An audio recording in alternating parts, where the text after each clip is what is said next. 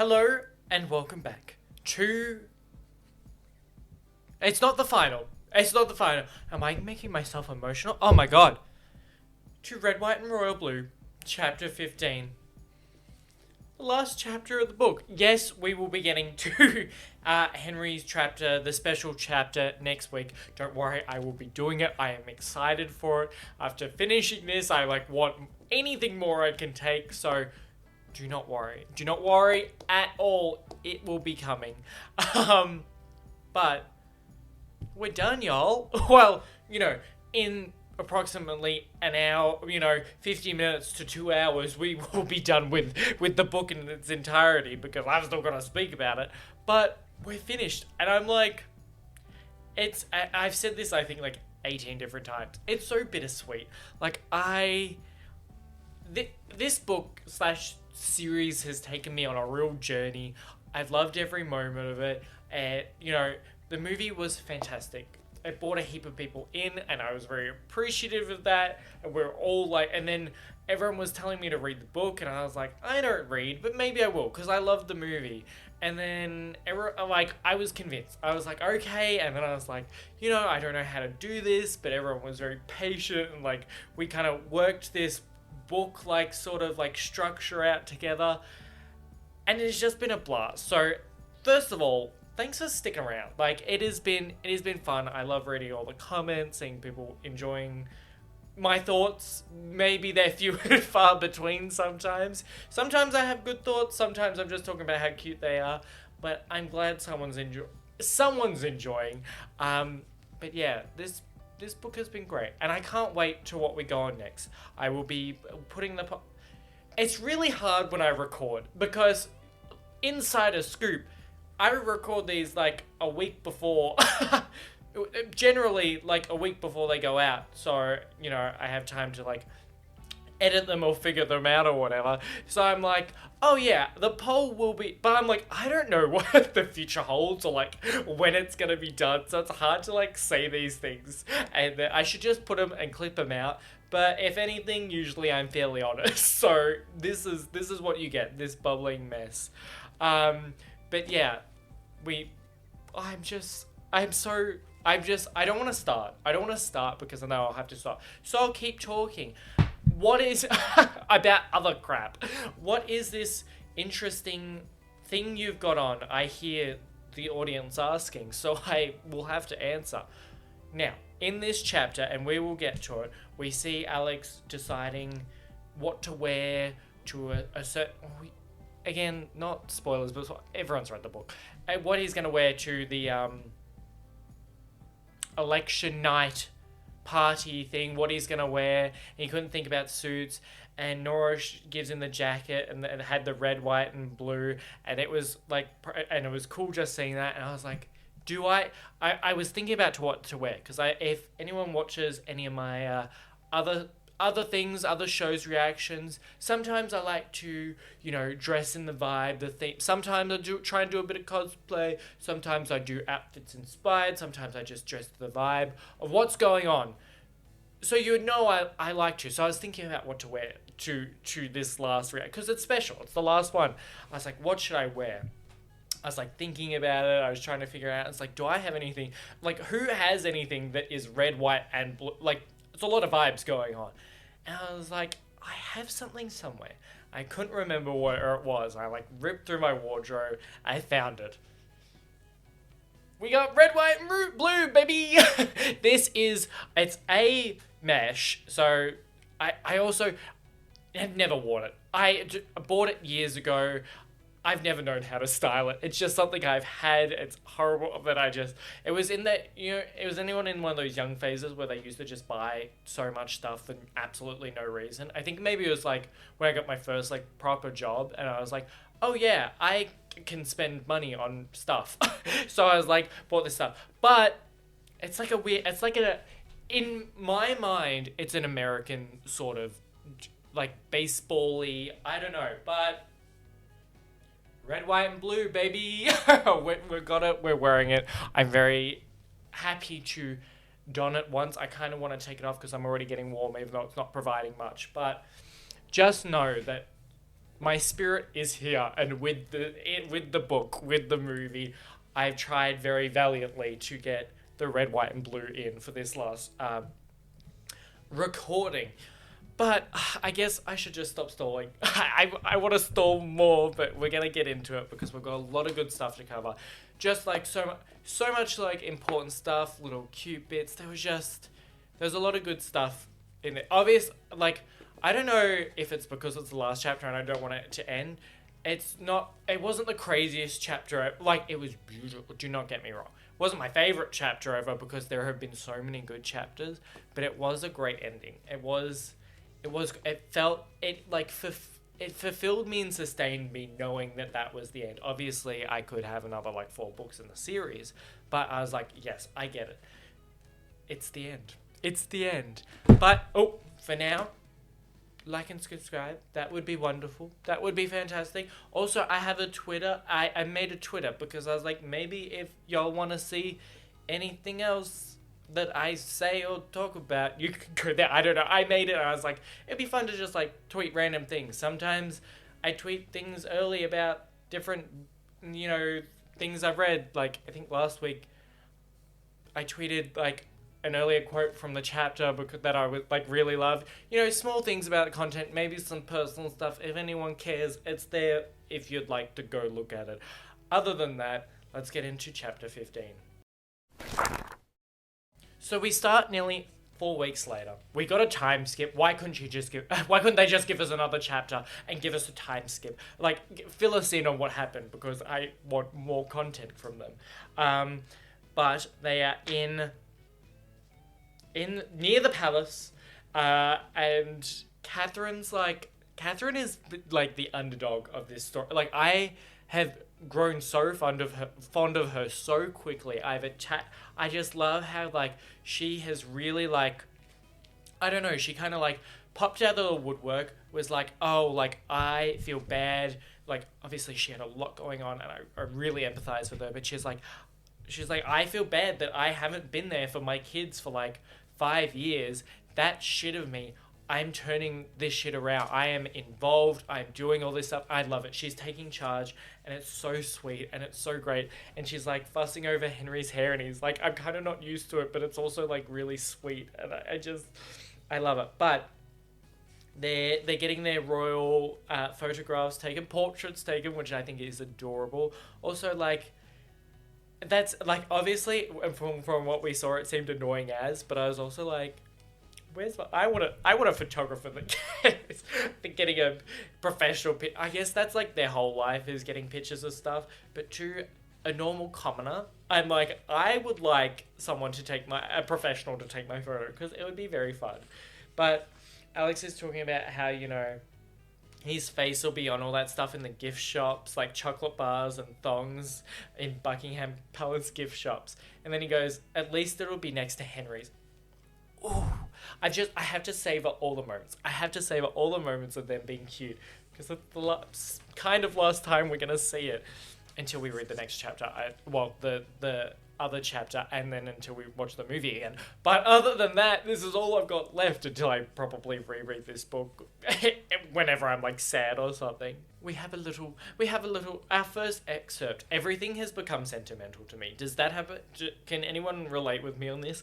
I'm like, oh no, it's my first like excerpt that I'm going to read out for the like one of the last videos we do on it. So it has to be I'm like, everything I attach meaning because I've got two. It's crazy. Okay. They take about 100 portraits just sitting on the bench next to each other and smiling. And part of Alex keeps stumbling over the disbelief that he's actually here, in the middle of Hyde Park, in front of God and everybody, holding Henry's hand atop his own knee for a camera. If Alex from last time this year could see this, Alex says, leaning into Henry's ear, he'd say, oh, I'm in love with Henry. That must be why I'm such an ass to him all the time, Henry suggests.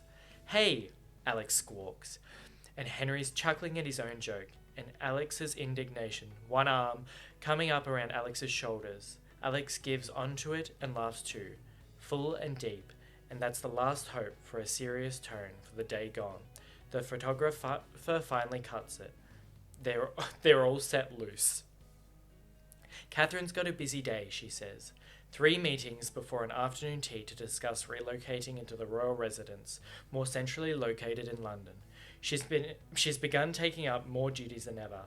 Alex can see the glint in her eye. She's gunning for the throne soon.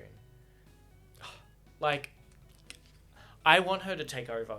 Catherine should absolutely take over. I hope she takes the throne. I hope she gets it. I hope she throws Queen Mary, or whatever her face is, off the throne, because Catherine's back. Catherine's back, bitches. Wake up, babe. New Catherine just dropped. She's fucking here. She's ready. She's cool. I love her.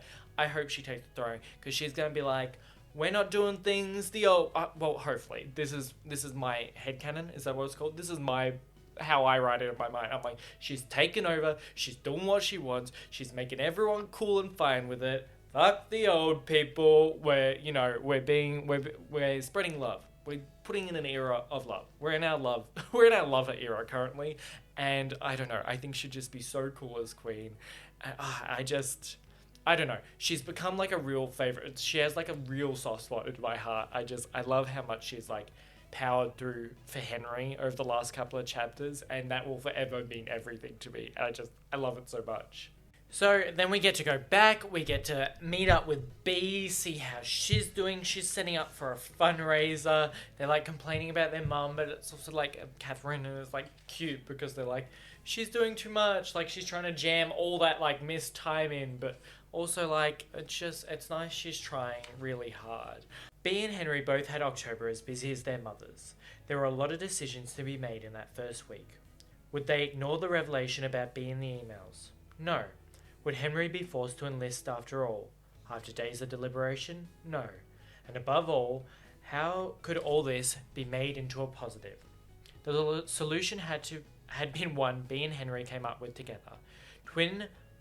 I hate this word, philanthropic efforts under their own names. Bee's a charity fund supporting addiction recovery programs all over the UK, and Henry's an LGBT rights foundation. Now, I was like, you wouldn't want to have to, tragedy, you want to turn tragedy into positives, but, for PR and stuff, it's funny. But, like, I reckon these two, they have done well. And you could spin the, like, Henry's situation in its own thing. You could easily market this well. He could just become, like, such like a leader in his country and worldwide for all like young like queer LGBTQIA plus people. Like you could make him the literal god of the gays. Honestly, you could make him that. You could make him king. Philip's king of whatever, and then Henry's just king of the gays because you could spin this so well. Like, their marketing team should be, they are not getting, like, they're getting paid too much. Because this would be easy to spin. I would just, like, fire some memes on Twitter and then just, like, let him be his absolute beautiful, authentic, lovely self, like, working for all the people in the world. Because Henry is just such a beautiful soul, and he cares, and he has, like, interests in history and queer history. He knows a lot. He cares about, like, they don't even need the marketing team. Like, he can just go and do such good for the world. I'm like, oh, how do we have to spin this into a positive? You don't even have to try it. Like, Henry's just going to do so well on his own. Like, in my mind, in my thoughts from them in the future, Henry's just doing the best things ever. Like, he's the best person. Everyone everywhere looks up to him because he's just, like, a beautiful leader that, like, cares and just shows, like, he's a role model too. And yes, he's in a sex scandal, but I don't think, young love and just, like, fucking around a bit's gonna be, like, is the worst thing in life to be caught doing. It's just, I don't know. I love how they're like, how do we spin this into a positive? I'm like, easily. Literally, like, give me the job because I would just get paid to do nothing. Because Henry would do it all for him because he's so good. Oh, he would do... We need more people like Henry in this world. I reckon he would do so well. As we talk about him doing well in the world, Henry sighs. Well, we were going to wait to announce it, and to tell you, obviously. after the election as to not step on your moment, but he puts his hands in his pockets, in the way he does when he's feeling proud of something, but trying not to act like it. Mum and I agreed the foundation shouldn't just be national, that there was work to be done all over the world, so I specifically wanted to focus on homeless queer youth. So Pez signed all our Conjo Foundation youth shelters over there. He bounces on his heels a little, visibly tapping down with a broad smile. You're looking at the proud father of 4 worldwide, soon-to-be shelters for disenfranchised young queer teenagers. Oh my god, you bastard, Alex practically yells, lunging at Henry and throwing his arms around his neck. That's amazing. I stupid love you. Wow, he yanks back suddenly stricken. Wait, oh my god, this means the one in Brooklyn too, right? Yes, he does. Didn't you tell me you wanted to be hands-on with your foundation? Alex says, his pulse jumping. Don't you think maybe direct supervision might be helpful while this gets off the ground? Alex, Henry tells him. I can't move to New York. B looks up. Why not? Because I'm the prince of... Henry looks over her and gestures at the orangery at Kensington, sputtering. Here. I love how Alex is like, so... You can move. You can come to my country and live with me and we can be boyfriends together. I just think it's so cute that he's like hinting at it. And he's like, well, I'm kind of like the prince of this country. And B's just like, and? Like, why? Well, like, I know why. Birthright. But also like, fucking who cares? Just go live with your... B is like, she's so supportive. She's like, just go fucking live with him. It doesn't have to be forever. Just go live with him. Just she's like, get the fuck out of the country, go live with your boyfriend, have the like best time ever. Oh, I can see it. And obviously we learn more about it later, but I'm just like, I want them to be happy so bad. I love the thought of them just like living together so much. But also the small part of me, I'm a pessimist at heart. I'm like, living together after a year, that's, if you're going straight from like living in different countries to living together, might be tough. But obviously in the canon they love each other so much nothing will ever go wrong for them or divide them. So, which is also funny in like the weirdest way that I'm thinking of it. They don't really like fought in a, like they haven't like, they live as such a crazy life that like Prince, the first son, they have such problems that they haven't faced normal people problems. Like, oh my god, you keep, I don't know, your toothpaste gets all over the sink. Or why don't you clean the... They haven't dealt with, like, normal, like, couple problem or people who live together I think it's so funny. I feel like they'll be in for a surprise. But they love trumps all, so they will not break up. But I need a book just on their like, house routines. I think that's hilarious. Then Trouble walks in. Walks out, I guess, towards them. Hello, says a polished voice from behind them. They all turn to see Philip, starched and well-groomed, striding across the lawn. Alex feels the slight flutter through the air of Henry's spine automatically straightening beside him. Philip came to Kensington 2 weeks ago to apologise to both Henry and B for the years since their father's death, the harsh words, the domineeringness, the intense scrutiny, for basically growing up an uptight people-pleaser into abusive, self-righteous twat under the pressure of his position and the manipulation of the Queen. He's fallen out with Gran, Henry told Alex over the phone. That's the only reason I actually believe anything he says. Which is interesting. I'm a second chance person. I always, well, you know, for the foreseeable future will be. Philip, now listen here. Yeah, one-on-one, just me and Philip. Exactly. You watch out. We will give you the second chance. I hope you learn and grow. I hope you become a better person, a better ally, someone in the modern era. You know, tradition is great, and we like to stick to certain tradition. Tradition is not a bad thing. I respect and uphold a lot of traditions. But some traditions just need to fuck off because they have no place anymore. They don't need to. So we're going to have this love and we might not enlist. But does that not mean we're going to be a great prince? No.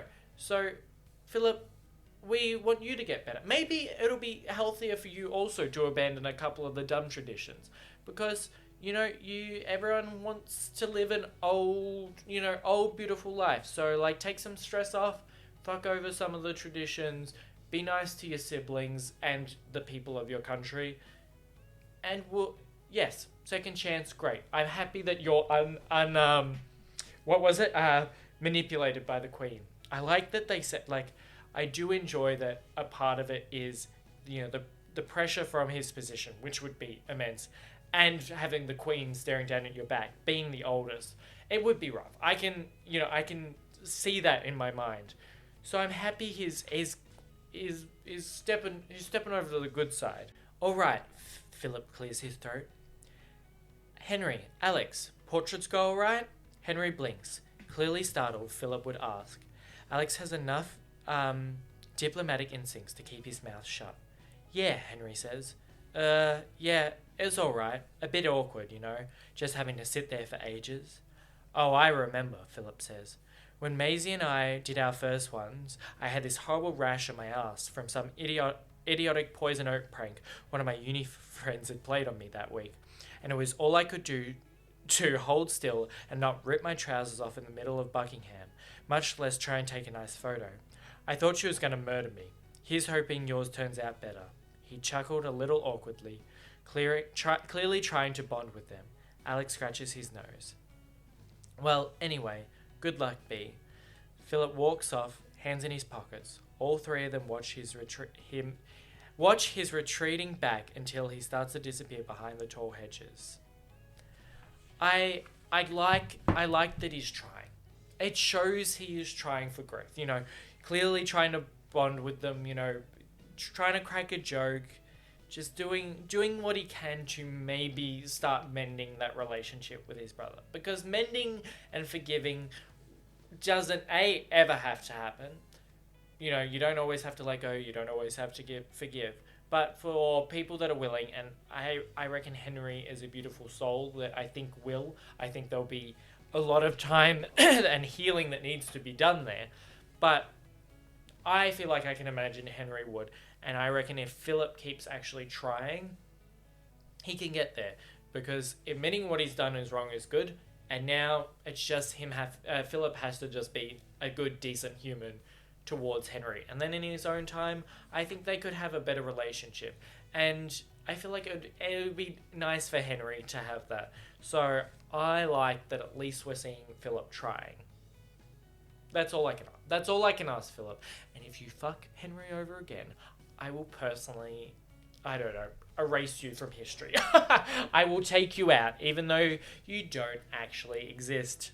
Now we're back in America. We're talking... Sorry, I don't know where that slight American accent jumped out from. Okay, we're back in America. We're with Nora. We're talking about what we're wearing. We're getting a bit deep, and I really like it. Some of these bits I really enjoy. Like, getting to see Nora and June is great. Like, Nora is in the film, but June isn't. But just seeing more, even seeing more of Nora is fantastic. Like, her and June are such, like, big characters, and obviously I get why they can't have both of them in them, or, have the primary role. The movie did really focus on it as more of just a, like, nice love romance movie. It wasn't as complex, and I honestly think it was a real smart decision for that way to go in the movie, to make it less complex, because it's just, there's so much in this book. Like, there's so much fantastic good stuff that I think to be able to put it into even a short series, which I think we talked about in like one of the first reactions, like comparing it and how it could become a short series. Even that, I feel like there's so much to be done in this book that I don't know how you could ever do it. But I do enjoy the way I do it. They did it, but I don't know where I was going with that. We're in America. We're talking about feelings. Nora and June. I figure it out. We're back with Nora, and we get... Yes, okay, you're right. If the projections hold, we're fine, she says, hopping down. So, do you want to talk about why you're choosing to punt so hard on this particular moment in your career as a risk taking fashion play? No, Alex says. He waves the hangers at her. Blue or grey? Okay, so. She's ignoring him. I'll say it then. You're nervous. He rolls his eyes. Of course I'm nervous, Nora. It's a presidential election, and the president gave birth to me. Crazy to think about, also. Obviously we know, it's just to have that as your parent. Oh my god. Try again. She's giving him that look. I've already analysed all the data on how much shit you're full of. Look. He releases a hiss of a sigh. Fine, he says. Fine. Yeah, I'm nervous about going back to Texas. He tosses both the blazers at the bed. Shit. I've always felt like Texas claiming me as their son was, kind of conditional, he paces, rubbing the back of his neck. The whole half Mexican, all Democrat thing. There's a very loud contingent there that does not like me and does not want me to represent them. And now it's just not being straight, having a boyfriend, having a gay sex scandal with a European prince. I don't know anymore. He loves Texas. He believes in Texas. But he doesn't know if Texas still loves him. He's paced all the way to the opposite side of the room from her. And she watches him and cocks her head to one side. So, you're afraid of wearing anything too flashy for your first post-coming out trip home on account of Texans' delicate hetero sensibilities. Basically. She's looking at him now. More like he's a very complex problem set.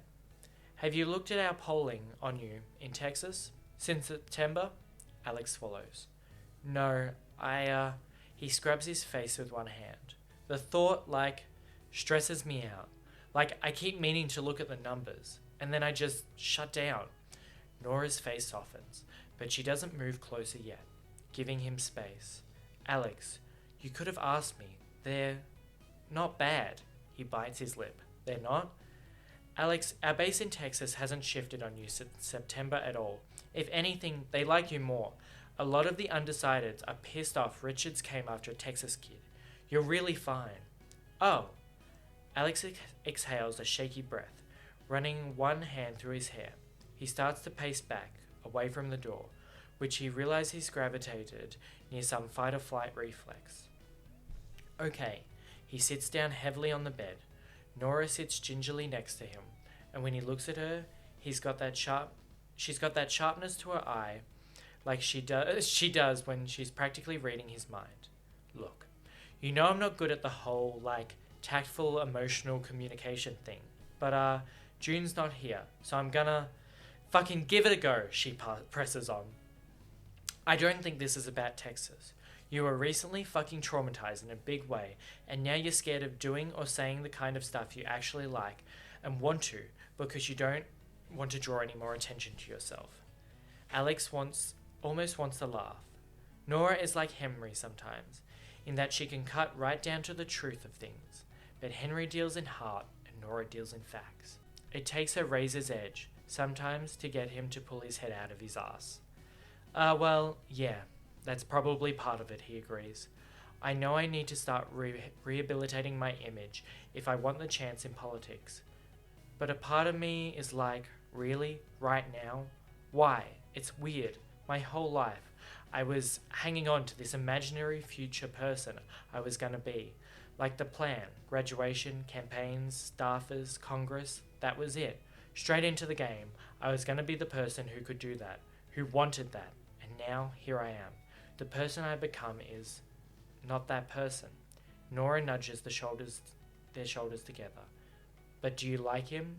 Alex thinks. He's different, for sure. Maybe a little darker, more neurotic, but more honest. Sharper head, wilder heart. Someone who doesn't always want to be married to work, and who has more reasons to fight than ever. Yeah, he says firmly. Yeah, I do. That is it was fantastic. I just love, in any media, relationships are cool and stuff. Yeah, relationships are cool. I'm single, so I'm jealous, so I hate Henry and Alex so much. But that strong bond of friendship and the people who know you really pushing you to realize certain things in life, I feel like most people have those like maybe one, two, an amount of friends that are always going to be there and can push you in the right way and kind of say the things you need to hear when you hear it. Like Nora cut through that bullshit. She's like, I don't believe you, and also I don't believe you. Is this what it's about? What is it about? Figure it out. And obviously, Alex has got so much on his mind. He doesn't want to be too gay for Texas. Basically, that's what he's like. I don't want to go to Texas and be like flashy, and he doesn't want to scare the Texans off with all his new bisexuality, which, in his position, I can understand. But she's kind of just saying like, also, fuck it. You have to be you. You have to like who you are, like, and who you've become. Like, you have progressed so much through the year ish this book takes place over, and she's just kind of like, is this like, who have you become? Do you like him? I love that, but do you like him? And he's like, I've changed. I love the sharper head, wilder heart. Like, his mind's on and his heart is raring to go, and he's got so much more to give, and he likes that. He may not be so narrow focused on politics. He's just ready to go, like, do what he wants when he wants, and fiercely fight for the things he needs to and what he thinks is right and how he's developed. I love that thought. I just love that. Yeah, I do. I like who I am now. I think it's great. It's fantastic. Oh, I love a friendship, and I love like self journey. I think it's great. It's so much fun. Oh, I love him. I love him so much. Oh, this hurts that it's going to be over soon. And there it is. He's been teetering on the edge of letting go of his specific dream for months now. Terrified of it, but the relief is startling, a mountain off his back. He blinks in the face of it, thinking of June's words, and he has to laugh. Fire under my ass, for no good goddamn reason. Nora pulls a face. She recognized the Juneism. You are passionate to a fault. If June were here, she would say taking your time is going to help you figure out how best to use that. But I'm here, so I'm going to say you are great at hustling and at policy and at leading and rallying people. You are so fucking smart that most people want to punch you, and those skills that will only improve over time. So, like, you're going to crush it. She jumps to her feet and ducks into the closet, and he hears the hangers sliding around. Most importantly, she goes on, you have to become an icon of something, which is like a very big deal. She emerges with a hanger in her hand, a jacket he's never worn out before. One she's convinced him to buy online for an obscene price the night they got drunk and watched The West Wing in a hotel in New York and let the tabloids think they were screwing. It's fucking Gucci, a midnight blue bomber jacket with red, white, and blue stripes at the waistband and the cuffs. I know it's a lot, but she slaps the jacket against his chest. You give people hope, so get back out there and be Alex. Oh, you give people hope, and where are the sleeves? We got the red, white, and blue. We got the red. Sorry, I took it off. I was getting hot. But that's why I wore this. And it's just the way Nora just, like, everyone needs a Nora and everyone needs a June in their life. They're like two angels / devils on each shoulder. Like, they both have such like good and like fun, and like, I say devil as in a way of like the cheeky side. I don't care about the evilness. Just like, they're both so good and cheeky, but like fun, and they push each other. It's fantastic. I love seeing it all. So June showed up. She got a book deal. That was amazing. We were all very happy for her. I was proud. I did feel like they're my children. I love them all so much. They told B, Henry, and Pez. They're all like this cute little group, the Super Six, as they have been tabbed. But June had walked in with like a stack of magazines. And I just love seeing this, reading this bit. I think it's so good. He bends down to pick it up. It's not one of those pose shots. It's one he didn't even realize had been taken. One he definitely didn't think would be released. He should have given the photographer more credit. He managed to capture the moment right when Henry cracked a joke. A candid, genuine photo, completely caught up in each other. Henry's arm around him and his own hand reaching up to grasp for Henry's on his shoulder. The way Henry's looking at him in the picture is so affectionate, so openly loving, that seeing it from a third person's perspective almost makes Alex want to look away, like he's staring into the sun. He called Henry the North Star once, but that wasn't bright enough. He thinks again about Brooklyn, about Henry's youth shelter there. His mum knows someone at NCU Law, right? He brushes his teeth and climbs into bed. Tomorrow they find out, win or lose. A year ago, 6 months ago, it would have meant no sleep tonight. But he's a new kid. He's a new kind of icon now. Someone who laughs on even footing with his royal boyfriend on the cover of a magazine. Someone willing to accept the years of stretching ahead of him, to give himself time. He's trying new things. He props a pillow up on June's knees, stretches his feet out over Nora's legs, and goes to sleep. Having him look at that picture, where is that picture? Where is that picture of them on a bench? There is actually a picture of them somewhere on a bench, talking to each other. I'm pretty sure Snaps would know it was what, I don't know, but I swear I read that somewhere. But there is a picture of them on a bench, but not in a royal photo. I want to see that. I want it somewhere. I need it out there now because I think it would just be so cute. And the way he's it was too much for me to look at, and I'm in the picture. And he's just I called him the North Star once. That wasn't bright enough. Oh my fucking God, how much do they love each other? How single do I fucking feel? Sad, but it's just their passion. And then he's just I could go to NYU Law. I want to have I want to live with him. I want to be with him. Their love hurts. I love their love so much. It's infectious. Reading this book is infectious. Casey, you did a fantastic job because I'm reading it and some of the lines are just too good. Just that, I called him the North Star once. North Star once. That wasn't bright enough. It's just so fantastic. It just perfectly encapsulates how, I was saying earlier, how good Henry is. And they both are. But that really just, that's what I feel. And he does it too. Wow, we're both in love with Henry. What a shocker.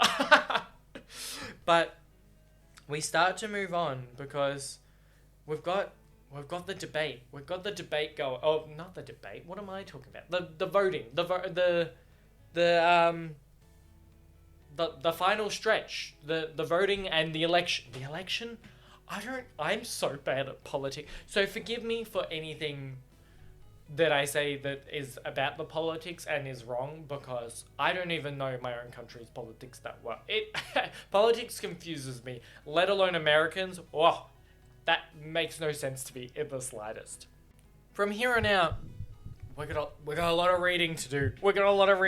Because there's just so many good bits and just moments that I'm this is I remember from the movie or it's new stuff. I'm just it's all fantastic. Well, it gets a bit tense. Honestly, there was that point where I was they don't lose, dude. We know they win in the movie, but I was they don't lose in the book, do they? I never had any doubts in my mind, but I got scared for a bit. They were scaring me, purposely, but I was loving it. The sight of Leo coming through the side door isn't entirely unexpected, and June rises from her chair to meet both of them. And why can't I read? I'm too on jitters. He's holding his phone in one hand. Your mother wants to talk to you, Leo says, and Alex automatically reaches out until Leo holds out a hand to stop him. No, sorry, Alex. Not you. June. June blinks. Oh, she steps forward, pushes away her hair from her ear. Mum? June, says the sound of their mother's voice over the little speaker on the other end. She's in one of the arena meeting rooms, a makeshift office with her core team. Baby, I need you to come here. Okay, Mum, she says, in her voice measured and calm. What's going on? I need you to help me rewrite this speech for, There's a considerable pause. Well, just in case of concession. June's face goes utterly blank for a second, and suddenly, vividly furious.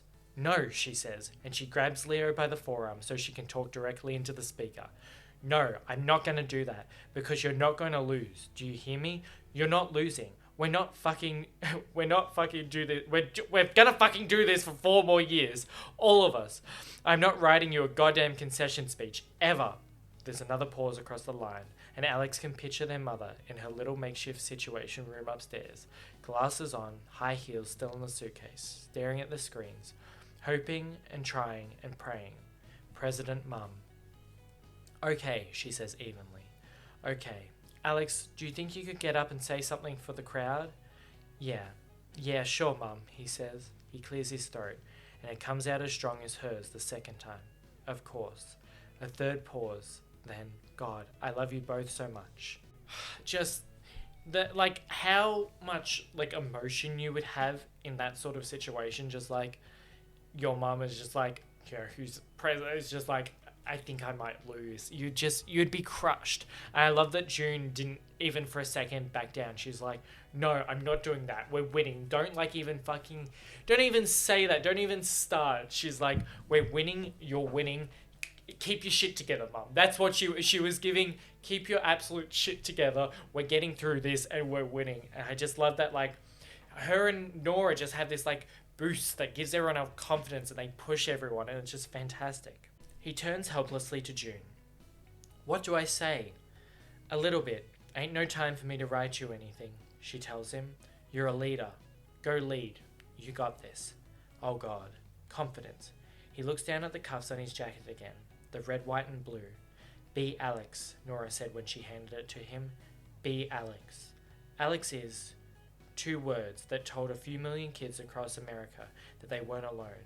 A Letterman jacket in a bush. Secret loose panels in White House windows. Ruining something because you wanted it too badly and still getting back up and trying again. Not a prince. Something bigger, maybe.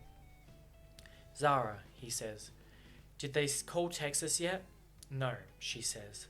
Still too close. Still? Her smile is knowing. Still.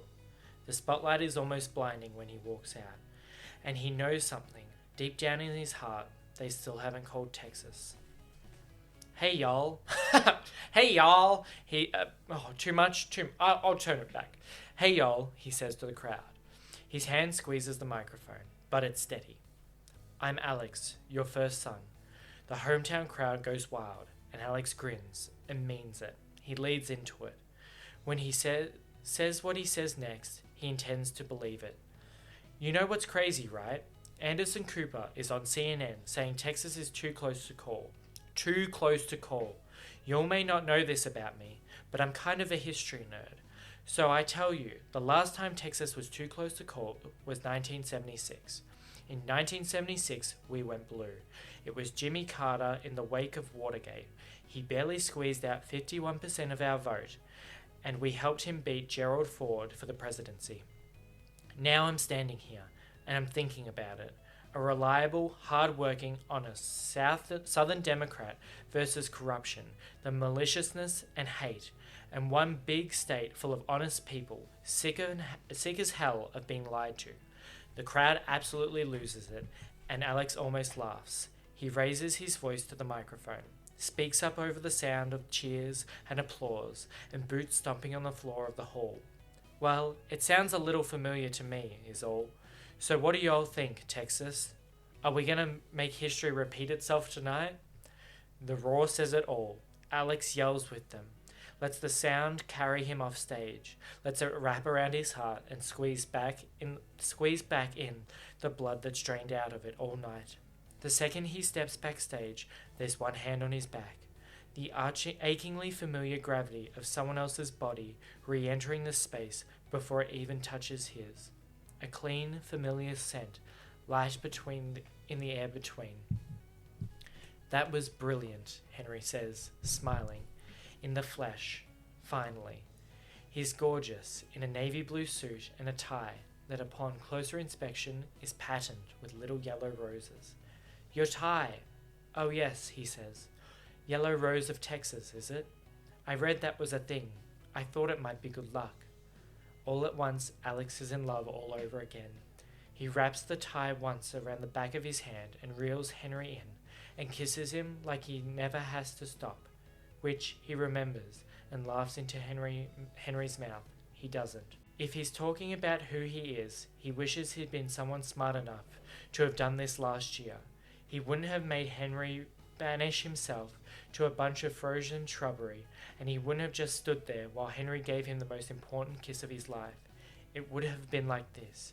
He would have taken Henry's face in both hands and kissed him so hard and deep and on purpose, and said, "Take anything you want. You know you deserve to have it." He pulls back and says, "You're late, Your Highness." Henry laughs. "Actually, I'm just in time for the upswing, it would seem." We'll go back to the speech first, or I'm gonna lose it. Alex's speech was fantastic. Like he knows how to like he knows how to work a crowd. He was doing fantastic. He was getting them up. He needed to bring energy. He bring energy tenfold. He was just practically like, that other guy's a fucking dipshit. Vote for him. We're doing. Mum's gonna win. I loved it. He's just like talking shit, and he's like, I believe what I'm saying. I'm just spreading shit, and everyone was loving. I like that vibe, and just the way that the roar from the crowd, he said, like swirled around his heart, and just like because he'd been so worried and stressed about Texas and the people. Like obviously, when you're in a profession or a life where so many people's eyes are on you, I don't think it's really possible to not care what people think. Like, you know, even if you don't care what people think, there are always, I think, going to be certain things that get to you. Like, it's impossible not to.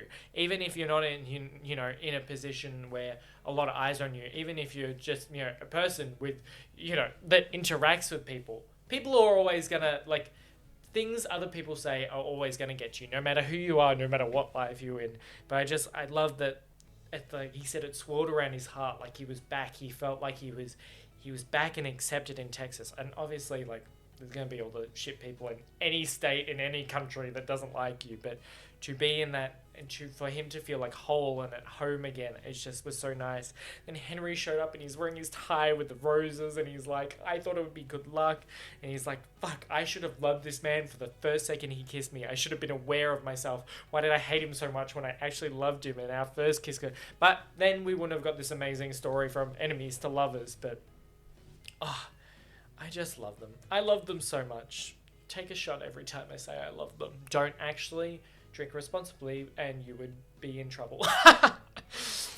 Now, a character that I didn't think was going to be making an appearance did. So I really liked, like, this next bit was so much fun because it was a shock for me. I was so surprised that this happened. Obviously, I'll talk more about it after I read it. But I was like, what the hell? I didn't think we'd ever hear this name mentioned again. By midnight, they've taken the lead.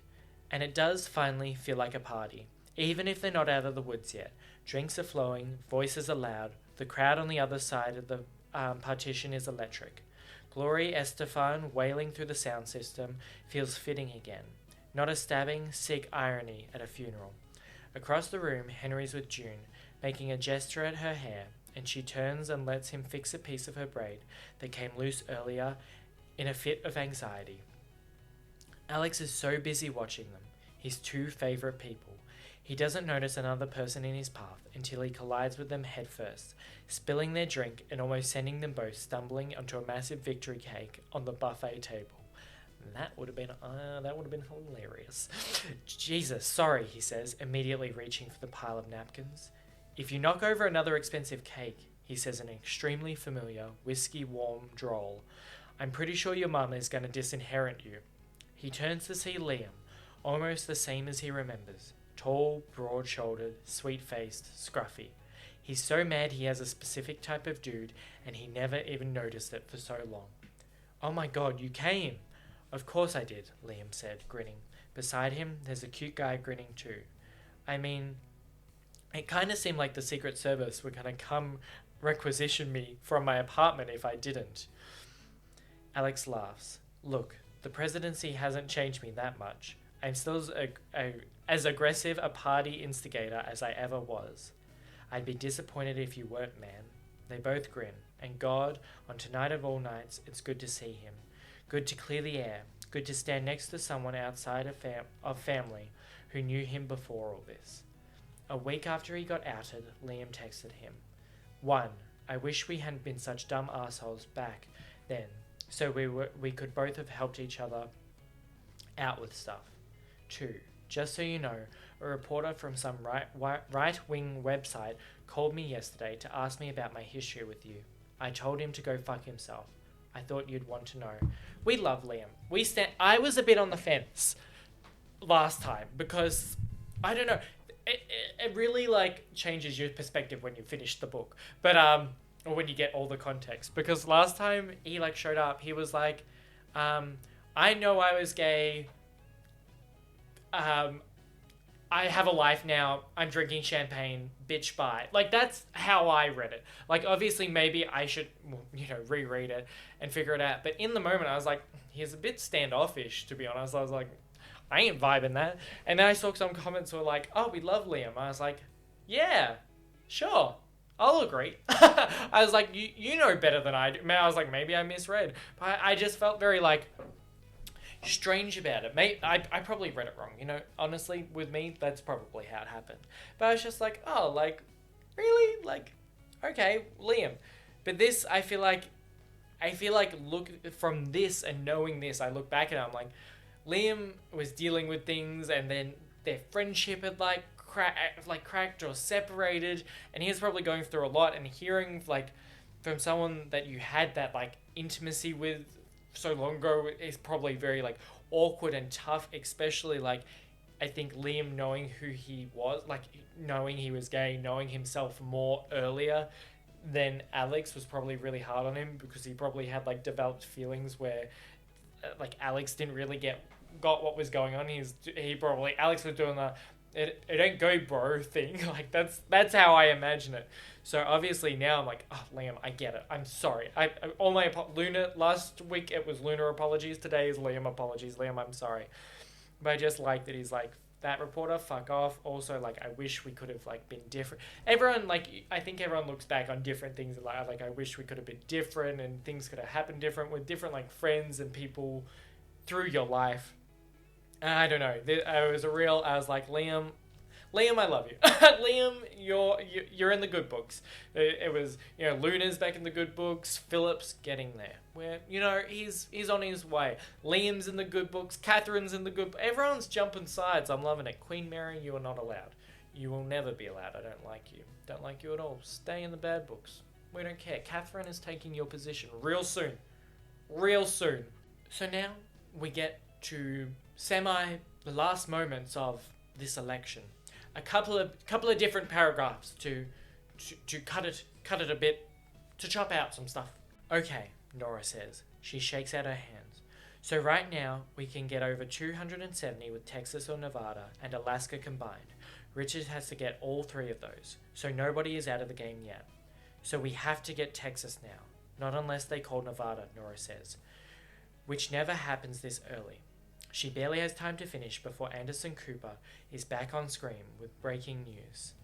Alex wonders briefly if it's going to be like, what it's going to be like to have future Anderson Cooper stress hallucinations. Nevada, Richards. Are you fucking kidding me? So now it's essentially whoever wins Texas wins the presidency. Okay, so before we go to the next bit, and I want to say something, but I could be wrong. In the book, when we find out about all the stuff that gets leaked, Alex gets kicked off the presidency stuff. Which is, he gets kicked out of the campaign, he can't do it, and that's when he focuses on, like, love and Henry, which was fantastic. I loved it. But the movie, because he had his Texas campaign in both. I'm like trying to I've got to make sure I remember it right, because even though I'm reading this book, I still forget things very quickly. A lot of media goes into this brain through the weeks. But they both have the Texas binder. But in the movie, it was the only one where he went to Texas and campaigned and picketed and stuff. If I am right, I really like how the movie did it, because I feel like when everything's down to Texas, I feel like showing all that work he did in Texas and for Texas and all that stuff was so cool to see in the movie, because you could see how much he worked on it and how much it paid off. Whether they were all working on Texas and he had the binder, and I think his mum got the binder and probably got ideas or something, but I'm pretty sure he didn't get to go there or work there or campaign there. If I am wrong, then forget about everything I said. But if I'm right, I really liked the way they did in the movie. It felt like a good payoff for the whole Texas stuff. Yo, June says, breathless. Molly just came from... Fuck, just tell them. And Molly opens her blessed mouth and says, we think you have the votes. Molly is an ex-roommate or something from college or something. We don't need to know. Molly's a nobody. Sorry, Molly. I love you, Molly. She told us good news. Nora drops her phone. Alan steps over to grab Molly's other arm. You think you know? You think or you know? I mean, we're pretty sure. How sure? Well, they just counted another 10,000 ballots from Harris County. Oh my god. Wait, look. It's on the projection screen now. They're calling it. Anderson Cooper, you handsome bastard. Texas is grey for 5 more seconds before flooding beautiful, beautiful, unmistakable Lake LBJ blue. 38 votes for Claremont for a grand total of 301. And the presidency. 4 more years, Alex's mum outright screams, louder than he's heard her scream in years. The cheers come in a hum, in a rumble, and finally in a storm. Pressing from the other side of the partition, from the hills in the surrounding area and the city surrounding the streets, from the country itself, from maybe a few sleepy allies in London. Oh, that's so cute. From his side, Henry, whose eyes are wet, seizes Alex's face roughly in both hands and kisses him like the end of the movie, whoops, and shoves him into his family. The nets are cut loose from the ceiling, and down comes the balloons. Alex staggers into the press of bodies and his father's chest, a delirious hug, onto June, who's crying disaster, and Leo, who's somehow crying more. Nora is sandwiched between both beaming proud parents, screaming at the top of her lungs, and Luna is throwing Claremont campaign pamphlets in the air like a something like a bunch of $100 bills.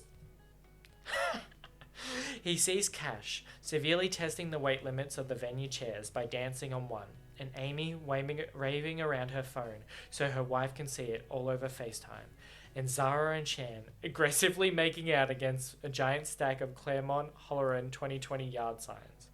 Waspy Hunter's hoisting up another staffer on his shoulders.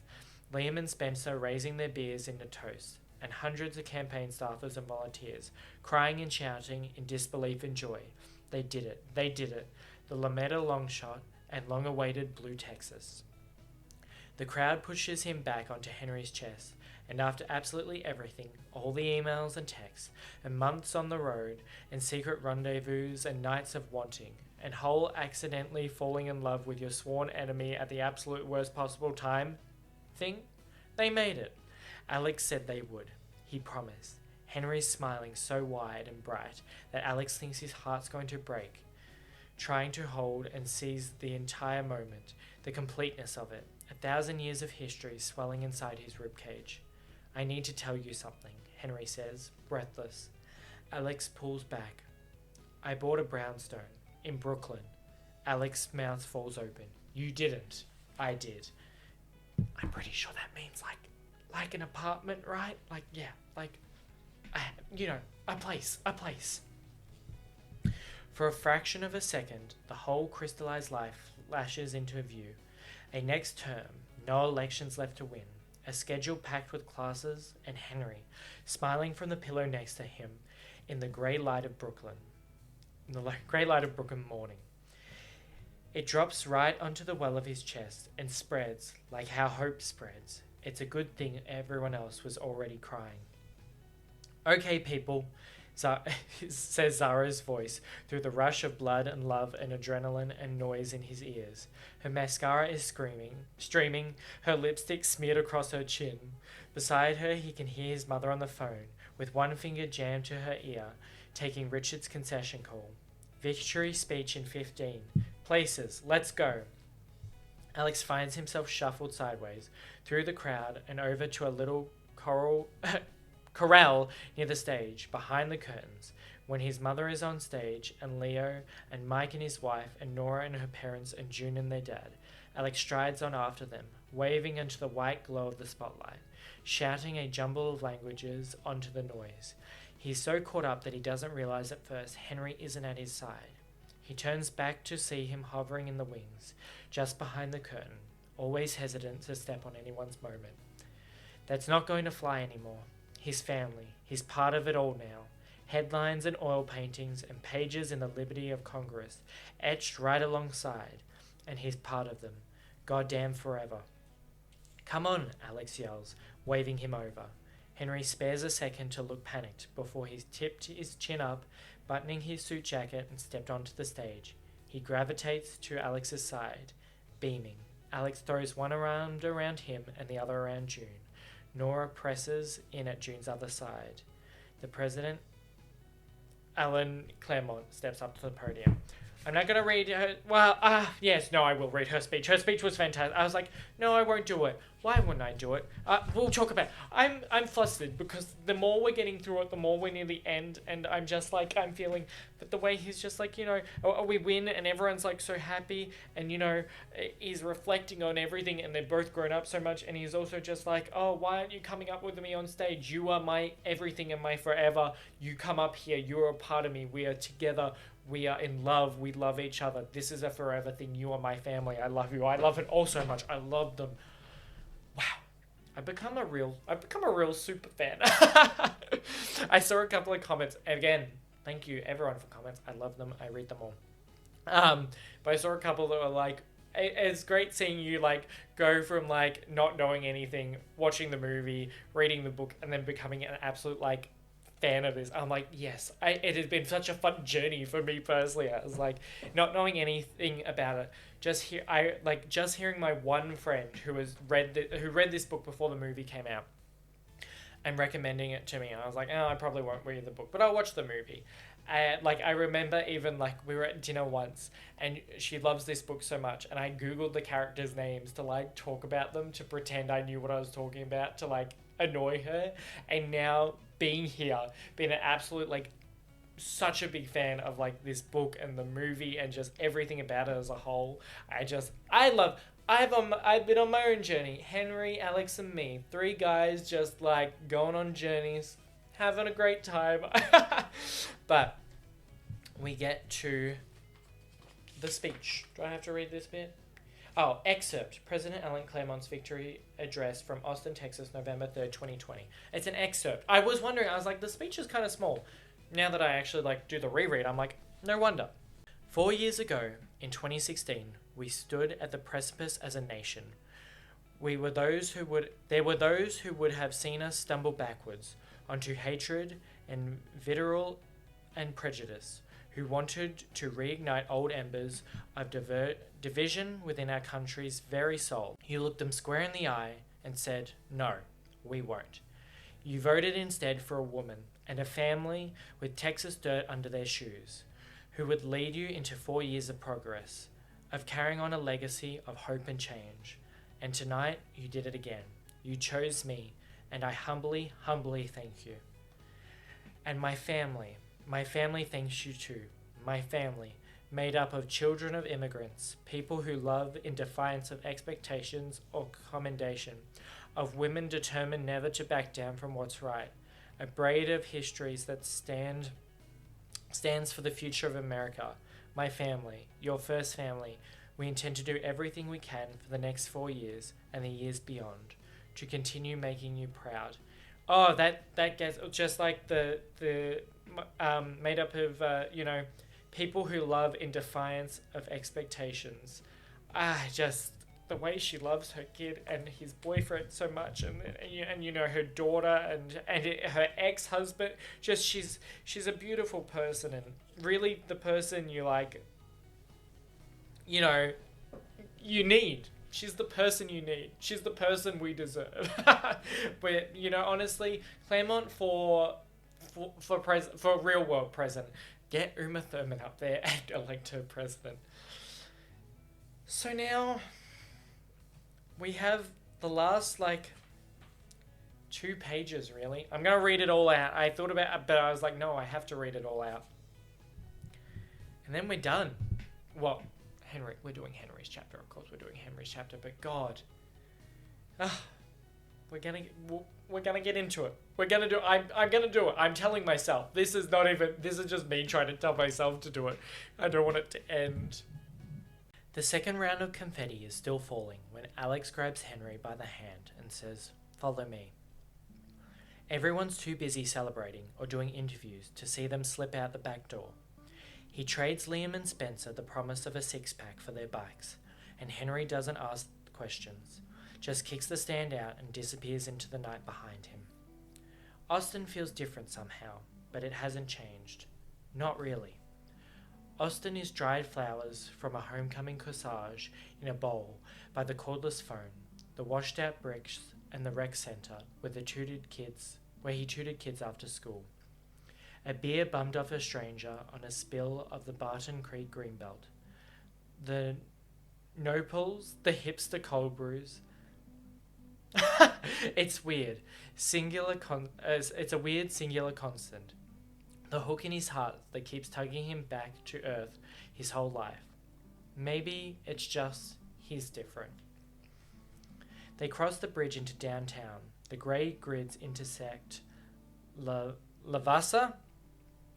The bar's overflowing with people yelling his mother's name, wearing his own flag on their chests, waving Texas flags, wearing his own face on their chests, waving Texas flags, American flags, Mexican flags, pride flags. There's music echoing through the streets, loudest when they reach the Capitol, where someone has climbed up the steps and erected a set of loudspeakers blasting starships. Nothing's gonna stop us now. Somewhere above, against the thick clouds, fireworks. Alex takes his feet off the pedals and glides past the massive Italian Renaissance revival facade of the Capitol, the building where his mum went to work every day when he was a kid. It's taller than the one back in DC. Everything's bigger after all. It takes 20 minutes to reach Pemberton Heights, and Alex leads the Prince of England up to the high curb of the neighbourhood in Old West Austin and shows him where to throw his bike in the yard, spokes still spinning, shadow lines across the grass. The sounds of expensive leather soles on the cracked front steps of the old house on Westover don't sound any stranger than his own boots, like coming home. He steps back and watches Henry take it all in. The butter yellow siding, the big bay window, the handprints on the sidewalk. Alex hasn't been inside the house since he was 20. They pay a family friend to look after it, wrap the pipes, run the water. They can't bear to let it go. Nothing's changed inside, just been boxed up. There are no fireworks out here, no music, no confetti, just sleeping. Single family homes, TVs finally switched off. Just a house where Alex grew up, where he saw Henry's picture in a magazine and felt a flicker of something start. "Hey," Alex says. Henry turns back to him, his eyes silver in the wash of the streetlight. "We won." Henry takes his hand, one corner of his mouth tugging gently upward. "Yeah, we won." Alex reaches down onto the front of his dress shirt and finds the chain with his fingers, pulls it out carefully, the ring, the key. Under winter clouds, victorious, he unlocks the door. That's it. That's it. That's it. I'm not going to cry because I feel very fulfilled. I feel very happy. I'm happy like I finished the book. First book I finished in a very long time. I just haven't read any books in a while, but it has been to have finally finished it has been so much fun. To read and experience, like, I'm not going to be able to say all my piece about this, and luckily we've got a video of the Henry chapter next week, and we've also got the rewatch of Red, White and Royal Blue, so I can say any of the things I forget, and obviously I'm a waffler, so it's going to be bad in all of them. But this book has been amazing. Like, I don't know, we've been on this journey together. We've started this like book club, read along, reaction type thing, which has been the absolute most fun ever. I'm really happy. Like I love my reaction content and that, but to branch out and do something that I wasn't very like confident in doing at the start because I was like, oh, I know what I'm doing with my reactions. I know how to do that. And to the book to do a book was like very strange to me. I was like, oh, like it's gonna be something different. Like I don't know how to do it. Like what if I don't do it justice? And just to see people, enjoying and liking my reactions has meant a lot, and I really enjoyed doing it. And for people to be like, yes, we're interested in doing another book, has been very exciting to me, and it has meant a lot. Been like, yes, I can continue this, which is something that I've really been enjoyed doing. This book club with everyone, and again, I don't know whether the poll's out or not, but doing another book in a similar vein, which will be really fun and just something to connect with again. Obviously, I have a lot of suggestions; they're all written down. I've got a lot of double ups, which is fantastic because I'm not picking. Like I have no stake in this, but to see the double ups, meaning there are people like kind of recommending the ones that are going to be similar or in the same vibe, which I enjoy because I'm like, okay, good. Like a lot of people are recommending similar things. That means we all know what kind of content we want to read or what books we're enjoying, which is great to see. But it's just been a great time. I'm overjoyed. I thank you all for watching. If you watch one of them, all of them, all of them, you're a trooper. Amazing. Like, wow, have I watched? I rewatch every one because I have to do it when I edit. And wow, y'all a trooper. But I'm just, again, I'm so grateful everyone has enjoyed. But we will be back with more. But other than that, it'd be great if you want to check out any of my other content. I have a lot of other fun shows and movies that I have reacted to. If you'd like to go look through them, we have a couple of queer movies. I think I'm like thinking back to them. Like there's some of them around, and different bits and different shows and characters we love. Because we have this like great like. It's kind of like a queer book club, which I love. That's what we're focusing on, and it's great because obviously they have started us on that because we only want the fun queer stories. It's so good to just God. See, this is why I'm just like back onto them. Don't you just love them? I love them so much. I can't wait to watch the movie again. I can't wait to watch the movie again. But yes, if you'd like to watch any of my other content, that would mean a lot too. But for now, I will see you next week when we do the other. I'm saying it like I'm never gonna see you again. I'll see you hopefully next week when we do the Henry's chapter. But again, thank you for watching. I hope you're having a fantastic day. I hope you've enjoyed. I hope to see you in the next one.